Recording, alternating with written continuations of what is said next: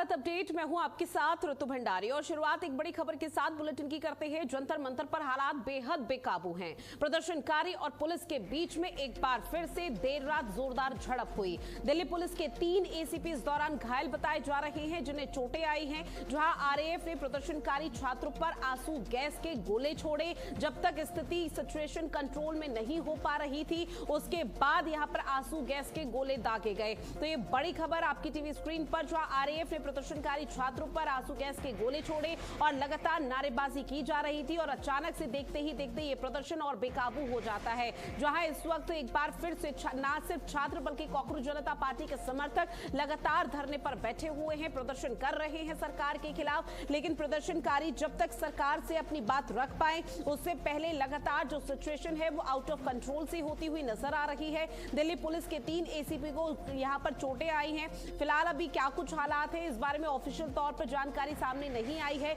लेकिन अभी तक की मिली जानकारी के मुताबिक ये बताया जा रहा है कि जंतर मंतर पर हालात कल देर रात बेहद बेकाबू होते हुए देखने को मिले। हालांकि अभी स्थिति निश्चित तौर पर सामान्य होगी, लेकिन अब आने वाले समय को लेकर भी यहां पर कोशिश यही की जा रही है कि कोई ऐसी पशुपेश की स्थिति ना रहे जिसकी वजह से यहां पर हालात इतने ज्यादा बेकाबू हो कि छात्रों के लिए या प्रदर्शनकारियों के लिए बात करना सरकार से मुश्किल हो जाए। क्योंकि कोशिश ये की जा रही है कि सरकार यहां पर बातचीत करने के लिए तैयार है, लेकिन उसके बावजूद भी किसी तरह से हल नहीं निकल रहा। क्योंकि छात्रों का फिलहाल यही कहना है कि धर्मेंद्र प्रधान को अपने पद से, केंद्रीय शिक्षा मंत्री के पद से इस्तीफा दे देना चाहिए, जबकि सरकार ये इनडायरेक्ट वे में स्पष्ट कर चुकी है कि इस्तीफा तो नहीं होगा। अगर प्रदर्शनकारी बात करना चाहते हैं तो सरकार बात करने के लिए तैयार है, विपक्षी पार्टी बात करना चाहती है तो बात करने के लिए तैयार है, लेकिन इस्तीफा अभी नहीं यहां पर होगा। और ये 4 तस्वीरें आप देखिए, अलग अलग कैमरों से ली गई ये 4 तस्वीरें हैं, जो कि अब लगातार इन तस्वीरों के माध्यम से समझा जा रहा है कि हालात कितने ज्यादा बद से बदतर कल देर रात हो गए थे, जहां पर सब कुछ ये मानकर चला जा रहा था कि शायद सब कुछ बहुत जल्दी शांत हो जाएगा, प्रदर्शनकारी मान जाएंगे और पुलिस और प्रदर्शनकारियों के बीच में झूमाझपटी नहीं होती हुई नजर आएगी। लेकिन इन 4 तस्वीरों ने फिर एक बार फिर से वही 20 जुलाई का हल्ला बोल तेज कर दिया, जहां पर पुलिस ने बैरिकेड यहां पर लगाए हुए थे और ऐसे में रास्ता रोकने का प्रयास किया था। प्रदर्शनकारी लगातार नारेबाजी कर रहे थे।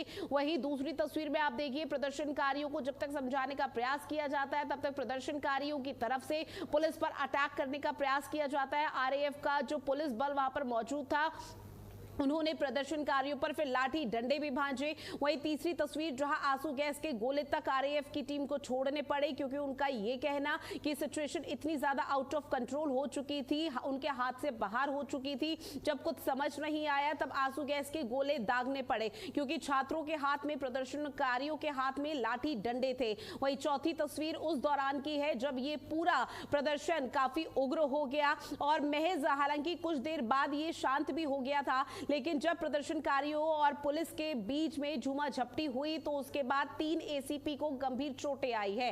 फिलहाल स्नेह कमल ज्यादा जानकारी के साथ मेरे सहयोगी फोन लाइन पर जुड़े हुए हैं। स्नेह कमल, अभी फिलहाल क्या अपडेट है और क्या हालात सामान्य हैं? जी बिल्कुल, तो जिस तरह से जो कॉकरोच जनता पार्टी के आह्वान पर जंतर मंतर पे जो लोग, तमाम लोग जो वहाँ बैठे थे, नीट के विरुद्ध शिक्षा व्यवस्था सुधार की मांग को लेकर, जिस तरह से कॉकरोच जनता पार्टी का प्रदर्शन चला था, एक बार फिर बुधवार को शाम को उग्र हुआ प्रदर्शन कर पुलिस कर्मियों का पथराव किया, पुलिस कर्मियों का धक्का मुक्की की, उनके ऊपर पानी की बोतलें फेंकी, डंडों से प्रहार किया। तो कुल मिलाकर यह प्रदर्शन अब दूसरे करीब दोपहर 4:30 बजे कुछ प्रदर्शनकारियों जंतर मंतर पुलिस पर पथराव शुरू करे।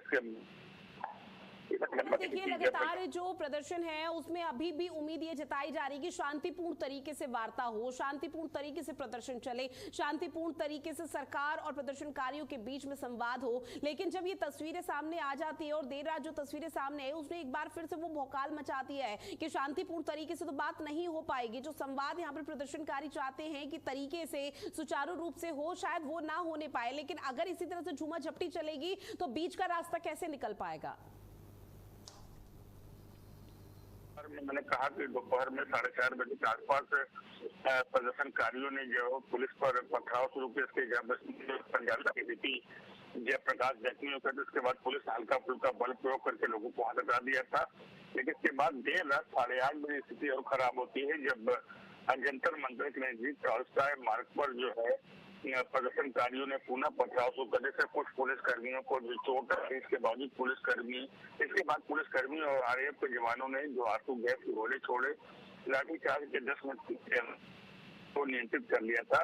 लेकिन जिस तरह से प्रदर्शनकारी ये पता भी वो कहीं न कहीं एक सवाल को जन्म देता है। वही पूरे पथराव में 3 पुलिसकर्मी और 2 एसपी घायल हुए हैं, जिसमें एक एसीपी विवेक भगत भी शामिल है। तीनों को आरएमएल अस्पताल भर्ती किया गया। इसके बाद गृह मंत्रालय ने जंतर मंतर पर जो तनावपूर्ण माहौल था उसके मद्देनजर बंगाल से सीआरपीएफ की 20 कंपनियां जो चुनाव के दौरान गए थे, और गृह मंत्री ने कहा था कि चुनाव के बाद भी बंगाल में जो सीआरपीएफ की ये कंपनियां सुरक्षा सैनिक बल के जवान तैनात रही ताकि जनता में भय का माहौल न रहे। अब उनमें से 20 कंपनियों को जो है ना दिल्ली बुलाया गया, और बुधवार को कह सकते हैं जंतर मंतर का जो दायरा था वो धीमे धीमे संसद मार्ग और टॉलस्टॉय मार्ग पर बढ़ गया था।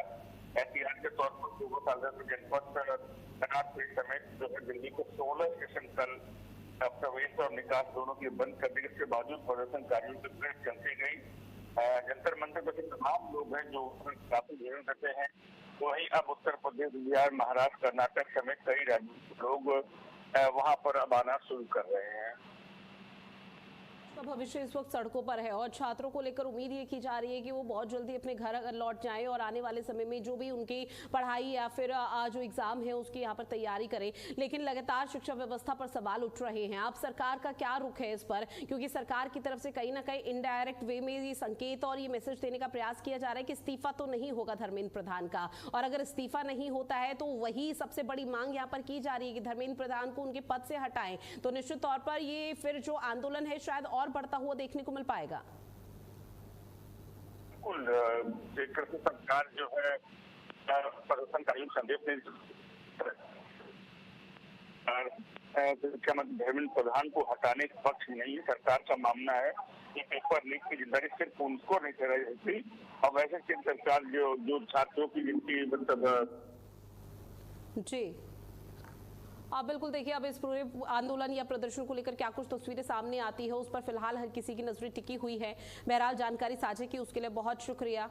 तो देखिए ये लगातार तस्वीरें आपको देर रात की दिखा रहे हैं। जंतर मंतर पर हालात किस कदर बेकाबू हो गए। प्रदर्शनकारी और पुलिस के बीच में जोरदार झड़प हुई है। हालांकि 3 एसीपी इस दौरान घायल बताए जा रहे हैं। अभी फिलहाल उनकी स्थिति सामान्य बनी हुई है, लेकिन आने वाले समय में किस तरह से